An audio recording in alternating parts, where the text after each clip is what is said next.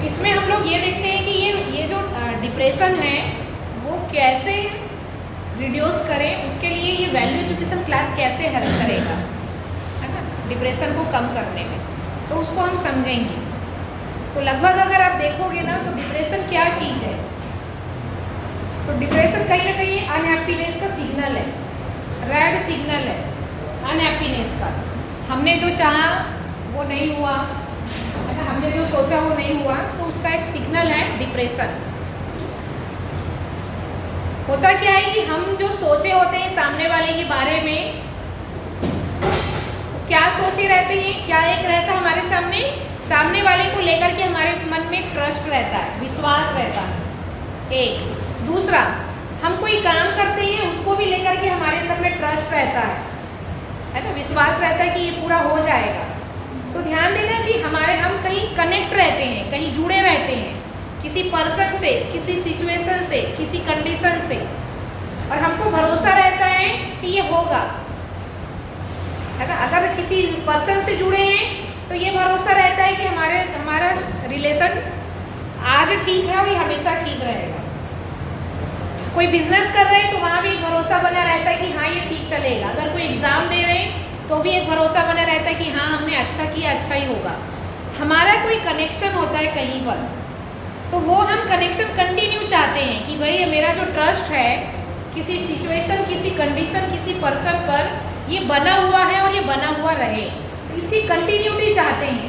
लेकिन होता क्या है, होता ये है कि इसके अपोजिट हो जाता है।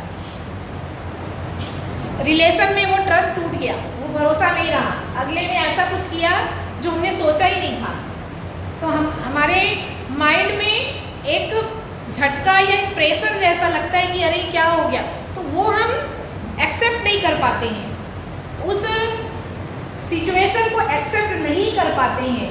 तो जो हमारे अंदर में जो डिसहार्मनी होती है, जो अनकंफर्टेबल होता है, जो हमको सैडनेस फीलिंग होती है, अनहैप्पीनेस फीलिंग होती है, वो कंटिन्यू हो जाता है, उसको हम डिप्रेशन कह रहे हैं,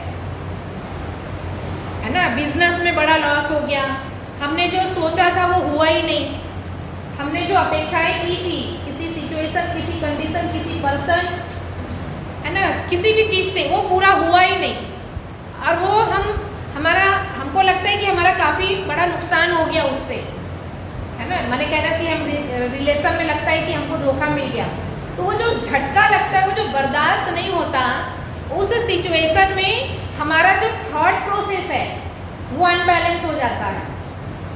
हम आपके लिए कुछ अच्छा सोच रहे थे, अच्छा कर रहे थे, अच्छा ही कर रहे थे, लेकिन रिलेशन में प्रॉब्लम आने पर वो सारा हमारा मेहनत खराब हो गया कि नहीं, अब यहाँ पर तो कैसे ही सोचे इसके बारे में कि इन्होंने हमारे साथ क्या किया। तो रिलेशन में चिटिंग या धोखा मिलने पर, अविश्वास मिलने पर वो व्यक्ति उसको एक्सेप्ट नहीं कर पाता, तो कंटिन्यू हम रिजेक्ट कर जाते हैं, एक्सेप्ट नहीं कर पाते हैं।